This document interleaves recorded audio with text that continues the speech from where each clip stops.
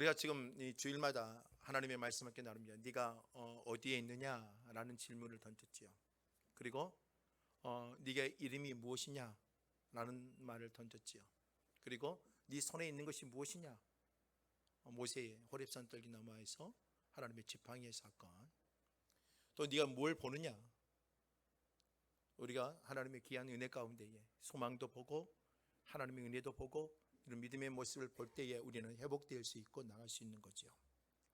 오늘은요 6번째 말씀인 것 같습니다만은 오늘 이 요한복음 5장의 사건을 통해서 우리가 다시 한번 하나님 회복하기 위해서 우리의 신앙의 모습들을 다시 한번 살펴보고 나가기를 합니다. 요한복음 5장에 가서 보면 1절에 그 후에 유대인의 명절이 되었습니다. 그 후에라는 말은 뭐냐면 요한복음에는요 7가지의 예수님의 표적과 기적이 기록되어 있습니다. 요한복음 특별히 7개만이 선별되어 있다는 겁니다. 그 중에 첫 번째가 가나안 혼인잔치의 첫 번째 표적이 있고요. 두 번째는 왕의 신하의 모습을 하나님께서 치유의 사건이 기록되어 있고 그 후에 지난 사건이 오늘 본문에 기록되어 있는 요한복음 5장의 사건입니다. 또 요한복음 5장의 그 후에라는 이 말 속에서는요 예수님의 제자를 부릅니다. 주님께서 베드로를 불렀고 안드레를 불렀고 야고보를 불렀습니다. 그리고 요한도 불렀고 세리 마태를 부르신 이후 완벽하게 예수의 제자들이 12명이 구성과 조직이 안 된 상태를 말하는 겁니다. 예수님의 사역이 초기적인 사역의 형태 가운데 있는 거죠. 그때 예수님께서 어디로 올라가십니까? 예루살렘 올라가신 겁니다. 하나님 예루살렘 올라가야 될 이유가 있었던 거죠. 근데 하나님이 명절이라고 되어 있습니다. 이 명절에 예루살렘 올라갔다는 것은요, 여러분들 일반적으로 성경에 명절이 말할 때 다양한 명절이 있어요. 그런데 그 중에 가장 명절을 하면 3대 절기, 3대 명절을 의미합니다. 하나는 뭐예요? 6월절을 이야기하고, 하나는 뭐예요? 오순절을 이야기하고, 하나는 뭐예요? 장막절을 이야기합니다. 이 세 가지 절기가 되어지면 사람들이 수 없는 사람들이 몰려들기 시작합니다. 여러분 제가 말씀드렸죠. 예루살렘에는요 한 3만에서 4만 명 정도의 그 안에 사람들이 살아갑니다. 예루살렘에 가서 보면 그렇게 넓은 동네가 아니에요. 담양보다 더 적어요. 예루살렘 성에 가서 보면 진짜 적은 동네입니다. 그 골목길도 좁아요. 넓은 길이 아니에요. 사람들이 그냥 많이 오면 꽉 찰 수밖에 없는 그 좁은 구성의 길도 되어 있습니다. 그런데요 절기가 되어지면 얼마 정도 되냐면 그 당시에 고고학자들이 말하기를 30만에서 40만 정도가 인파가 몰렸을 것이라고 추측을 합니다. 거의 10배가 되는 거죠. 명절을 지키기 위해서 수많은 사람들이 오는데 그런데 예루살렘에서 약 20km에서 22km 내에 있는 사람들의 남성 20세 이내 성인 남성들은요 무조건 의무적으로 다 몰려와야 됐습니다. 그러나 그에서는요 너무 멀기 때문에 그의 범주에서는요 올 수도 있고 오지 않을 수 있는 선택의 사항이었죠. 그러나 22km 안에 있는 범주 안에 있는 유대인들은요 그 절기를 지키기 위해서 의무적으로 의무사항이에요. 모일 수밖에 없어요. 수많은 사람들이 모인 거죠. 왜요? 하나님의 성전에 모여 그들의 절기를 지키며 하나님의 주신 은혜와 하나님의 놀라운 은혜 가운데 살아가며 하나님의 말씀 가운데 지켜내는 그러한 모습들을 지켜내고 다시 한번 하나님과의 관계, 죄의 문제, 또 사회 안의 인간 간의 문제 이러한 것들을 전부 다 어때요? 내려놓고 하나님의 은혜 안에서 살고 다시 회복되어지는 거죠. 절기라는 것이 매우 이스라엘 백성들에게는요 목숨과 같고 생명과 같은 겁니다. 자신이 하나님의 은혜 안에 살아갈 수 있는 어떤 언약적인 표현이기도 하고 하나님의 약속을 가해주고 축복의 사람으로 살아가고 있다는 것을 확증할 수 있는 게 바로 이런 절기를 지키며 예배를 드리고 예루살렘에 모여서 이러한 하나님의 예배적인 행위를 통해서 내가 하나님의 그 범주 아래 살고 있다는 것을 누리고 살 수 있는 하나의 상징적인 표현이기도 합니다. 수많은 사람들이 모였다는 거예요. 그런데 주님 예수님도 그 예루살렘 명절이 되어져서 1절에요. 예루살렘에 올라가셨어요. 예루살렘에 있는 양문 곁을 지나갑니다. 이 양문 곁이라는 것은 뭐냐면 절기를 지키기 위해서 수많은 사람들이 모이니까 그 양문을 통해서 뭐가 들어가겠어요? 하나님께서 제사의 제물로 쓸 수 있는 가축들, 양들이 끊임없이 그곳을 통해서 들어가는 겁니다. 아주 깨끗하고 선별된 양들이 제물로 드려지기 위해서 그 문을 통해서 들어가는 거죠. 그런데 이 문이 얼마나 중요했냐면 느헤미야서 8장으로 가서 보면 느헤미야가 성벽을 재건합니다. 성전이 재건되어 있지만 이스라엘 백성들에게 어때요? 성전을 재건했더니 뭔가 될 줄 알았어요. 그랬더니 성전을 재건하고 나서 그들이 다윗처럼 솔로몬처럼 부귀의 영화가 회복되질 않아요. 그러니까 낙심하고 흩어져 버렸어요. 그러니까 너무나 힘이 들어요. 그래서 안 되겠다. 그래서 성벽을 재건합니다. 느헤미야가 가서 성벽을 재건하는데, 그 성벽을 재건하는 가운데 가장 먼저 재건한 것이 뭐냐? 양문입니다. 왜요? 제사의 제물을 들어갈 수 있는 문이에요. 이게 아주 매우 중요한 문 중에 하나에, 허름한 문이, 가축들이 딱 들어간다고 해서 그냥 허름한 문이냐? 아니란 말이에요. 이스라엘 백성들의 자신의 죄와 문제, 인간관계, 삶, 세상 가운데 문제를 해결할 수 있고 제물을 드려주고 나의 대신해서 희생과 헌신의 모습을 보여주는 게 뭐예요? 양문이에요. 그런 만큼 중요한 거예요. 그런데 주님이 어디에 계셨다는 거예요? 양문 앞에 계셨고, 그 양문 옆에 뭐가 있어요? 베데스다 연못가가 있는 거예요. 이 베데스다 연못가는요, 두 가지의 단어가 합성이 된 단어입니다. 하나는요, 집이라는 베세드라는 베이트라는 단어이죠. 베이트라는 단어가 있고요. 하나는 여러분들 너무나 잘 아는 말씀이에요. 헤세드, 자비와 긍휼, 은혜, 이러한 것들이요. 이 두 가지의 단어가 합성이 돼서 베데스다라고 됐어요. 왜요? 그곳은 치유의 집이기도 하고 은혜의 집이기도 하고 긍휼을 받은 집이에요. 왜요? 베데스다 연못가에는 전설 같은 이야기가 하나 남아있네요. 어떤 이야기입니까? 그 물이 동하면, 그게 동했다는 의미가 뭐냐면 천사, 영물이 내려와서 물을 동하게 만들었다는 거예요. 그래서 그곳에 들어와서 그 순간에 몸을 담그면 몸이 깨끗이 치유되는 사건이 일어났다, 이런 이야기가, 스토리가 담아져 있어요. 그러니까 그곳에 사람들이 모여 있는 거예요. 근데 생각해 보세요. 진정한 치유가 어디에 있을까요? 진정한 회복이 어디에 있을까요? 변화와 회복은 어디에서 찾아야 돼요? 하나님의 성전이에요. 그렇죠? 하나님의 성전이에요. 그런데 예수님이 지금 서 있는 곳이 어디예요? 양문이에요. 양문 곁에 있는 베데스다. 그런데 그 베데스다 못이 어떻게 되어버렸어요? 자비의 집이 되어졌고 은혜의 집이 되었고 치유의 집이라는 명칭을 얻는 하나의 못이 되어져 버렸어요. 양문으로 들어가는 하나님의 재물들이 존재하고, 그 양문으로 들어가는 놀라운 하나님의 사람들이 어때요? 절기를 지키기 위해서 수많은 사람들이 들어오고 그 재물들이 그곳에 들어가는 그 통로의 문이 존재하는 데에 성전의 변화와 역사는 존재하지 아니하고 도리어 어디에서 그 변화와 치유의 역사를 찾아요? 베데스다 연못가에서 찾는 거예요. 뭔가 좀 포인트가 잘못되어 있죠. 요한복음 오늘 본문의 5장 3절과 4절 말씀 한번 봐보세요. 3절 4절 보니까 3절 4절 한번 읽어보겠습니다. 3절 4절 함께 하겠습니다. 그 안에 많은 병자, 맹인, 다리 저는 사람, 혈기 마른 사람들이 누워 물의 움직임을 기다리니, 이는 천사가 가끔 못에 내려와 물을 움직이게 하는 데에 움직인 후에 먼저 들어가는 자가 어떤 병에 걸렸든지 낫게 됩니다. 그 베데스다 연못가에 많은 병자라고 표현했습니다. 이 많은 병자는요, 20명, 30명 그 정도 수준을 말하는 게 아니에요. 이 많다는 표현을 썼다는 단어는 어떻게 되냐면 군중, 무리, 많은 숫자가 모여있는 상황을 보고 표현하는 단어예요.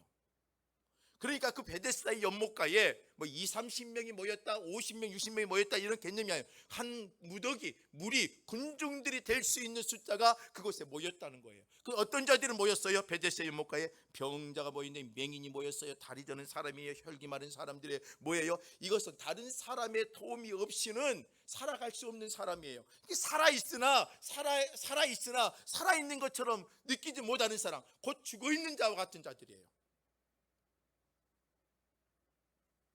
여러분 맹인 보세요. 앞을 보지 못하니까 누가 도움이 돼야 되지요. 여러분도 다리 저는 사람 보십시오. 다리 불편하니까 혼자 움직일 수 없이 뭔가 이 단순히 다리가 저려서 그런 게 아니라 움직이지 못하는 사람. 다리를 절다라는 표현은 그냥 쩔뚝쩔뚝 그 정도 수준이 아니라 이 다리가 움직이지 못하고 쓸 수 없는 사람을 말하는 거예요. 또 혈기 마른 자를 말하는데요, 여러분이 혈기 마른 자는 게 뭐 혈기가 마를까 이러는데, 이 병은요 중풍병자를 말하는 거예요. 자기들 누워있고 움직이지 못하고 어떻게 다른 사람의 도움이 없이 살아갈 수 없는 사람들이 모여있는 거죠. 그것에 모여있는 건데 5절 말씀에 보니까 예수님께서 누구를 찾아가요? 38해 된 병자가 있더라라고 표현합니다. 자, 오늘 요한복음 저자는요 우리에게 뭘 설명하려고 이 사건을 기록했을까요? 예수님의 7가지 기적 가운데에 오늘 요한복음 5장에 이 세 번째 기적 사건을 왜 기록했을까요?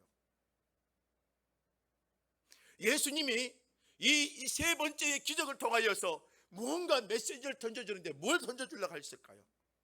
수많은 병자들이 있습니다. 어떤 38년 된 병자가 아니어도 수많은 병자가 그 중에서 많이 있겠죠. 이 병자가 아니고도 더 중한 병자가 있어요. 그런데 성경에서는요, 유독 누굴 찾아간 거예요? 38년 된 병자를 찾아가신 거예요. 여러분들 이스라엘 사이에는요, 단순히 그냥 신앙생활을 하는 게 아니라 율법을 통째로 암기하는 사람들도 있었고, 율법을 손에 메고 머리에 입고 이마에 메고 어때요? 문설주에 바르고 문설주에 기록하고 집에 들어오고 하나님의 율법을 암송을 하고 기억하고, 유대의 역사, 이스라엘의 역사, 광야의 역사, 이런 모든 것들은요 매우 정확하게 철두철미하게 교육을 시켰습니다.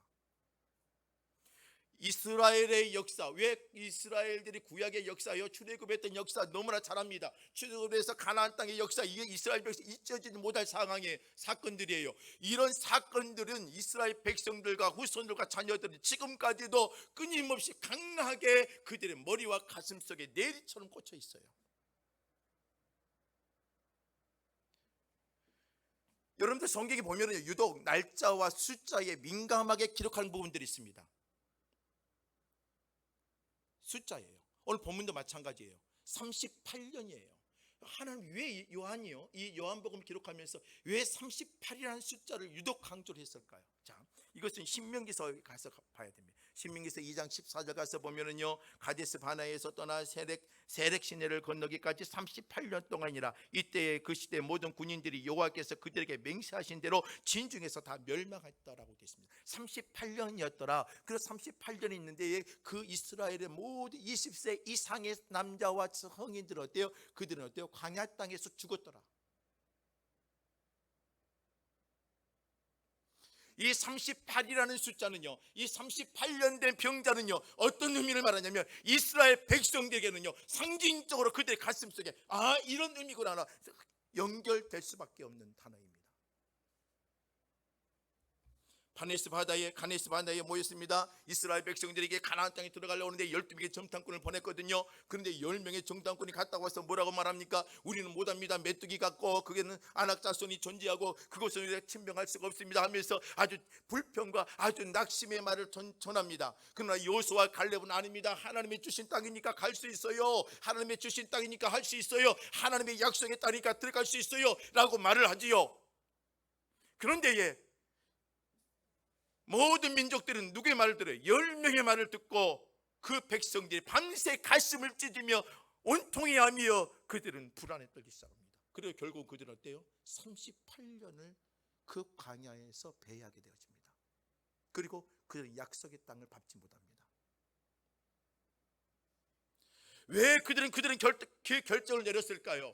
그들은 왜 그 10명의 정탐꾼의 말을 듣고 그런 결정을 내릴 수밖에 없었을까요? 그들은요 인생을 살아오며 살 수 있는 어떤 확률적인 세상, 그들이 인간을 살아오며 전쟁과 상황과 환경을 봤을 때에 그들이 가지고 있는 어떤 상황들, 환경을 판단할 수 있는 새 삶의 경험들, 이것으로 말미암아 하나님의 역사와 상황을 판단할 수밖에 없었어요. 이해가 됐지요? 여러분들 갔는데 가나안 땅에 여리고성에 들어가 부딪히고 그들의 안악자손을 보이는데 쉽게 갈 수 있겠어요? 판단이 어떻게 되겠어요? 여러분 객관적인 판단으로 생각한다면 어떻게 되겠어요? 당연히 가기 힘들지요. 그러니까 그들 어때요? 낙심의 소리가 나올 수밖에 없어요. 그래서 그들은 38년을 배회한 거예요. 오늘 이 38년 된 병자를 왜 하나님이 끄집어 당겨왔느냐? 하나님께서 왜 오늘 예수님께서 그 베드스다의 연못가에 양문 곁에 존재하고 그 베드스다의 연못가에 있는 수많은 사람들이 모여있는데 38년 된 병자를 찾아갔느냐? 오늘 우리는 아셔야 돼요. 왜요? 지금 예루살렘 성전에 하나님의 은혜가 있어야 되고 그들의 성전의 양문을 통해서 수많은 재물들이 들어가고 명절을 지키기 위해서 수많은 사람들이 그 성전에 모여있지만 그들은 누구와 같은 거예요? 과거에 38년을 방황했던 그들의 백성들의 모습이나 오늘 지금 명절을 지키기 위해서 오늘 성전에 들어와 있는 모습들이 누구와 같다는 거예요? 38년 된 병자와 같다는 겁니다.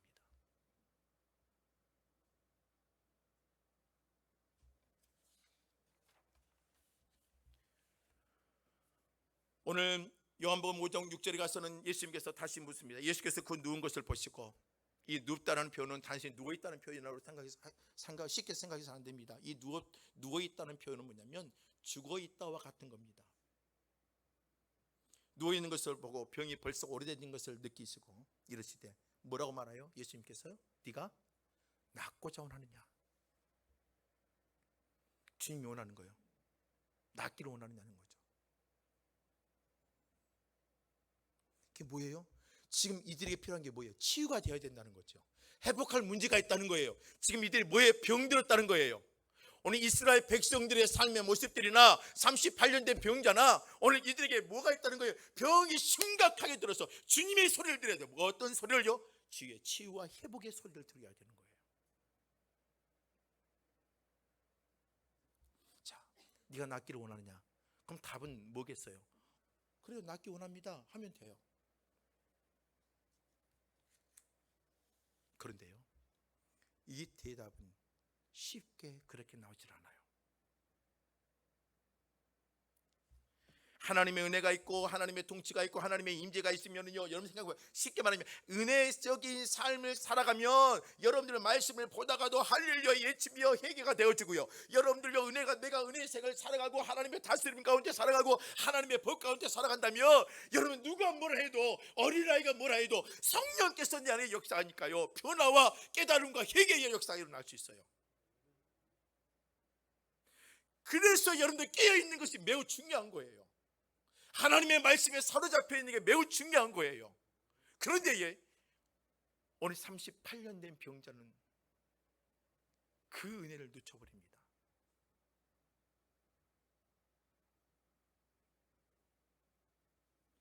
7절 말씀을 보세요. 7절에 뭐라고 되어 있습니까? 7절 함께 합니다. 이게 우리의 대답이 되면 안 돼요. 우리의 대답이 이런 모습으로 반응하면 안 됩니다. 우리는요, 영적인 반응과 믿음의 반응, 하나님의 음성을 들을 때는요 순수하게 하나님의 믿음의 반응을 보여줘야 돼요. 그런데 우리는요 마음이 거칠어지고 생각이 거칠어지며 이 믿음의 반응이 안 나오니까 문제예요. 7절 말씀 보세요. 함께 봅니다. 병자가 대답하되 주여 물이 움직일 때 나를 못에 넣어주는 사람이 없어 내가 가는 동안에 다른 사람이 네가 낫기를 원하느냐? 그렇다면 그냥 낫기를 원합니다 도와주세요 라고 하면 돼요. 그런데 오늘 병자의 대답 뭐라고 되어 있습니까? 물이 움직일 때에 나를 못에 넣어주는 사람이 없다. 그리고 또 뭐가 해요? 내가 뭔가 노력하고 힘을 써서 가는 동안에 이미 나보다 먼저 내려가는 사람이 있다. 이 말은요, 지금 이 38년 된 병자는요 뭔가 모르게 마음에 불평의 마음이 가득 차 있는 거예요. 오늘 저와 여러분들 세상을 살아가는 데에 오늘 여러분들 어때요? 오늘 세상은 어때요? 경쟁사회라고 말합니다. 여러분 내가 희생하면 내가 바보 같고 내가 헌신하면 바보 같고, 그렇죠? 다른 사람 희생도 하지 않고 헌신도 하지 않냐면 아주 얍삭하게 이기적으로 기회주의자적으로 자기의 성공을 위해서 달려가잖아요. 안 그래요? 그렇잖아요. 교회도 마찬가지예요. 어느 교회 안에서도 마찬가지고 세상 밖에서도 마찬가지예요. 우리의 모습을 보면은요 아주 얍삭하게 기회주의자적으로 우리의 모습을 갖고 갈 때가 많아요. 그거 보고 있으면 뭐예요? 어때요? 화가 나죠? 화가 나요. 나만 손해봐야 돼? 나만 헌신해야 돼? 나만 희생해야 돼? 하나님의 은혜의 일을 하고 있는데도, 하나님의 일을 감당하면서도, 내가 뭐 가정에서 아내로서의 일을 하고 있으면서도, 내가 일터에서도 직장에서도 뭔가 하면서도 뭔가 불평에 가득 차서 살아가는 게 우리의 인생이에요. 그러다 보면 어때요? 누가 뭘 물어보고 뭐 어떤 일이 부딪힐 때마다 은혜와 사랑의 모습보다는 거친 모습이 나올 수밖에 없어요. 오늘 이 38년 된 병자는 바로 그거예요. 나에게는 기회가 없다는 거예요. 나에게 뭐가 해봤는데 안 된다는 거죠. 내가 내려가는 동안에 내가 뭔가 열심히 했고 뭔가 움직였지만 안 된다는 거죠. 이 38년 된 병자는 지금 이스라엘의 영적인 상태를 잘 보여주고 있는 겁니다. 그들은 절기를 지키러 모였어요. 그들은 뭔가 양문을 통하여 수많은 재물의 양들이 들어가게 돼요. 그들은 자신들의 방법과 헌신의 모습으로 뭔가 열심히 노력하고 한 것처럼 보여요. 그러나 그 안에는요, 하나님의 은혜를 누릴 수 있는 자가 없다는 거예요. 38년 된 병자와 같이 그들은 병들어 있고 자신의 노력으로 했지만 결국은 결과적으로 좋은 걸 얻을 수 없는 상황이 되어져 있는 거죠. 여러분들, 신앙생활하는 것이 뭔지 아십니까? 여러분, 우리 지금 믿음 생활을 해요. 신앙생활을 해요. 여러분, 우리 분명히 아셔야 돼요. 신앙생활은요, 단순히 내가 뭔가 헌신하고 내가 노력하는 게 아니에요. 주님 앞에 나와 우리는요, 하나님 불쌍히 여겨 주옵소서, 나를 지켜 주옵소서, 나를 낫게 해 주시옵소서, 주님 앞에 순수하게 도움을 요청하는 게 신앙생활이에요.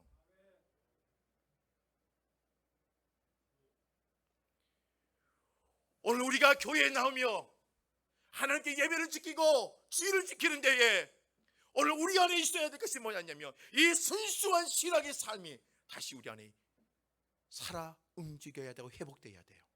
그럴 때 여러분들이 주여를 외치고 여러분들이 예배에 나와 이 예배를 드리고 여러분의 말씀을 묵상을 지키고 여러분 말씀을 묵상하며 삶에 도전할 때에 여러분들이 그 삶에 하나님의 변화와 역사가 임하게 되어지는 것입니다. 그런데요, 어떻게 보면 이 38년 된 병자는요, 대답을 잘못했어요. 그냥 내 낫기를 원합니다. 불쌍히 여겨주세요. 도와주세요. 나를 도와주세요 하면 돼요. 내가 해보니까 안 되니까 당신이라도 날 도와주면 돼요. 이 예수님이 누군지도 몰라요. 이 사람은요, 누가 나에게 이런 말 던졌는데 이분이 누군지도 몰라요. 그럼 당신 날 도와주면 되잖아요. 도와주세요 할 수 있으면 하면 돼요.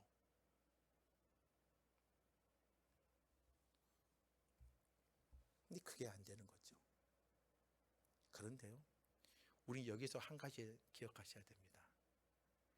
이래도 주님은 우리를 지독하게 사랑하신다는 거. 지독하신 하나님의 사랑을 한번 우리 느끼셔야 됩니다. 38년 된 병자가 자기의 불평도 하고 원망도 하고 안 된다 하고 이런 상황이라는 말을 했지만, 그래도 주님은 그 병자의 옆에 서서 주님은 그와 그 38년 된 병자와 대화를 나누시고 그리고 그 자리를 떠나지 아니하시며 주님께서 도와주신다는 겁니다. 우리는 힘들고 어려우면 누구 찾아가요?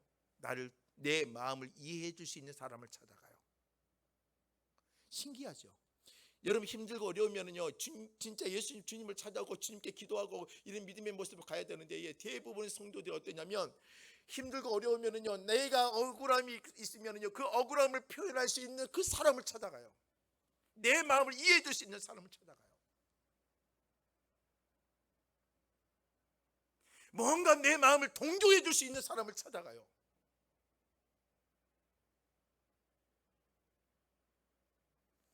꼭 그 자리에서 우리가 실패를 경험하고 아픔을 경험하게 되어집니다.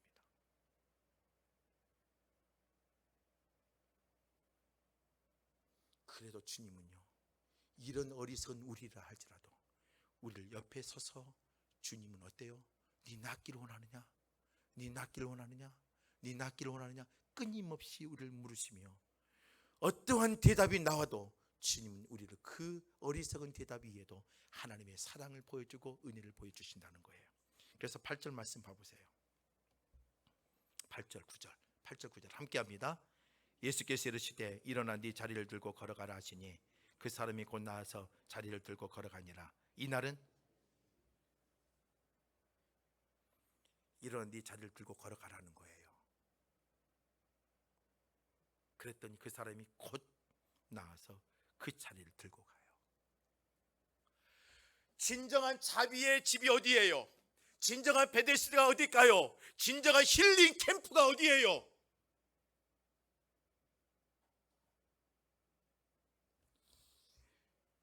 병자들은 베데스다의 연못가에 모여서 물이 동하기만 기다리며 자기들의 몸부림을 치고 그것을 바라보고 있지만, 수많은 사람들은 절기를 지키기 위하여 예루살렘에 들어와 수많은 그 양문으로 수많은 재물들이 들어가고 있지만,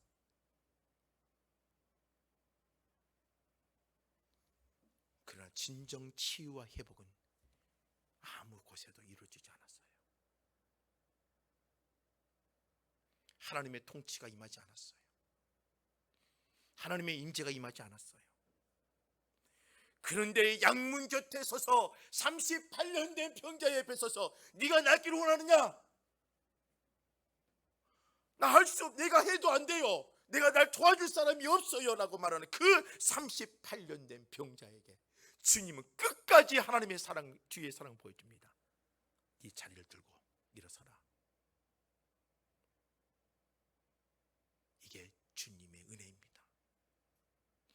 저는 여러분의 우리가 드리는 이 예배가 여러분들 드려지고 있는 신앙의 교제들이 나눌 수 있는 신앙의 영적인 터전들이, 여러분들의 가정들이 오늘 저와 여러분들이 예수 그리스도를 바라보고 있다면 그 예수 그리스도가 여러분들의 진정한 베데스다가 되는 것을 기억하시길 바랍니다.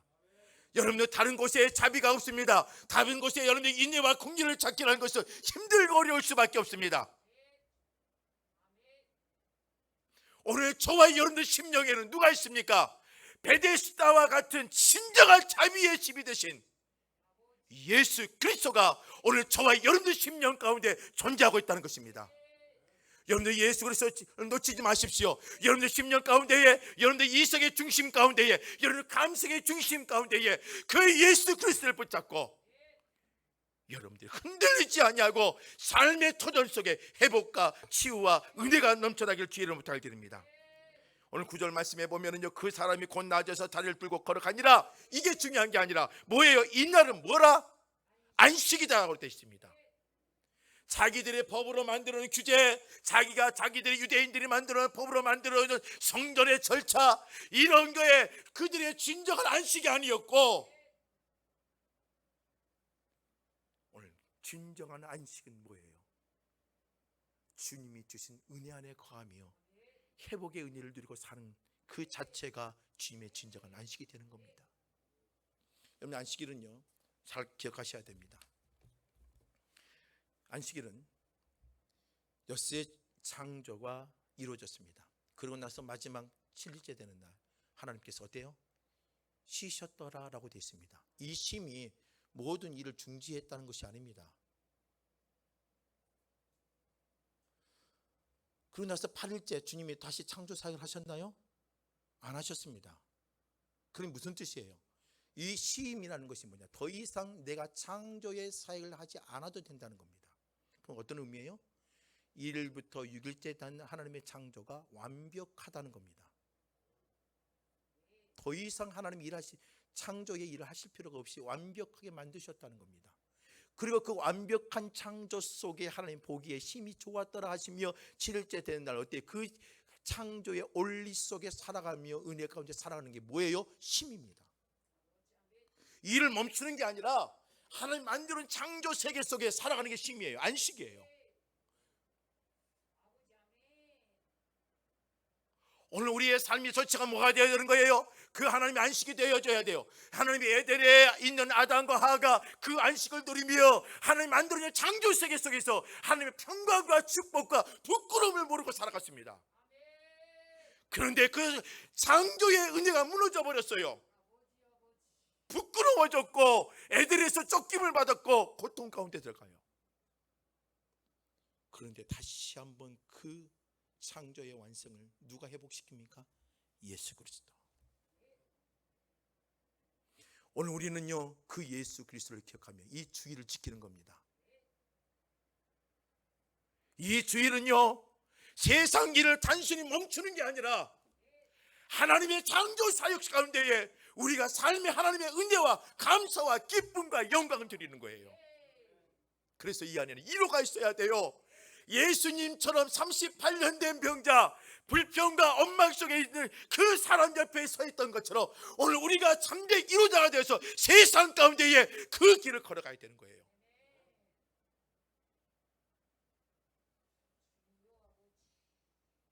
이게 바로 요한복음 5장을 통해서 주님이 보여주는 겁니다. 왜 우리가 나서야 될까요? 우리가 예배의 회복이 돼야 될까요? 나만 축복을 누리려고? 아닙니다. 안식일이었더라. 이 치유의 사건을 보여주는 게 안식일이었다는 거예요. 주님이 세우신 율법과 법은요 우리의 고통과 침을 주는 게 아니에요. 위로가 필요할 때 위로가 되어주고 지쳐 있을 때 힘이 되어주고, 주저앉아 있을 때 이렇게 세워주고.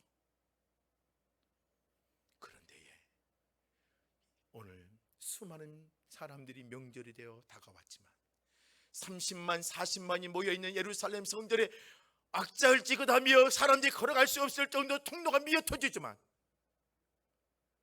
그 안에는 자유함과 평화와 기쁨이 존재하지 않았던 거예요. 병자들은 베데스다 연못가에 모여서 물이 동하기만 기다리며 그곳에 희망을 뒀지만 그건 희망의 초소가 아닌 거예요. 이게 바로 하나님을 신뢰하지 못한 38년이라는 이 단어를 상기시키며 이스라엘이 하나님의 통치와 은혜를 인정하지 못하고 불신하며 가졌던 방황처럼 그 방황을 끝낼 수 있는 것은 오직 예수 그리스도를 바라봄으로 통해서 끝낼 수 있음을 가르쳐주는 사건이 오늘 요한복음 5장의 사건입니다. 전 여러분들의 가정이 베데스다가 되길 원합니다. 우리 교회가 베데스다가 되길 원합니다. 여러분이 여존대가 되든 남존대가 되든 교사가 되든 주일학교가 되든 여러분들 어떤 기관이 되든 그것이 여러분들 베데스다가 되길 원합니다. 여러분들이 진정으로 38년 된 병자 옆에 서 있던 예수 그리스도의 그 마음처럼 여러분들이 그런 하나님의 은혜와 이로자가 되어주고 희망과 소망을 주는 자가 되어주고 율법이 아닌 율법 속에 있는 하나님의 사랑을 전하는 그런 놀라운 자가 되기를 주의 이름으로 부탁을 드립니다. 오늘 여러분들 이 교회가 자체적으로 힐링 캠프예요. 여러분들의 가정이 힐링 캠프가 돼야 되고 여러분들 일터가 고통의 자리가 아니라 힐링 캠프가 돼야 돼요. 왜요? 예수 그리스도를 품고 있는 자들이기 때문입니다. 그 주님 예수를 여러분들의 삶의 주인이 되시길 바랍니다. 여러분들 삶의 주인으로 삼고 달려갈 수 있는 믿음의 사람이 되길 바랍니다. 그럼 여러분들 안에 생각지도 못한 기쁨이 일어나는 겁니다. 주님은 오늘 또 우리에게 묻습니다. 너 낫기를 원하느냐?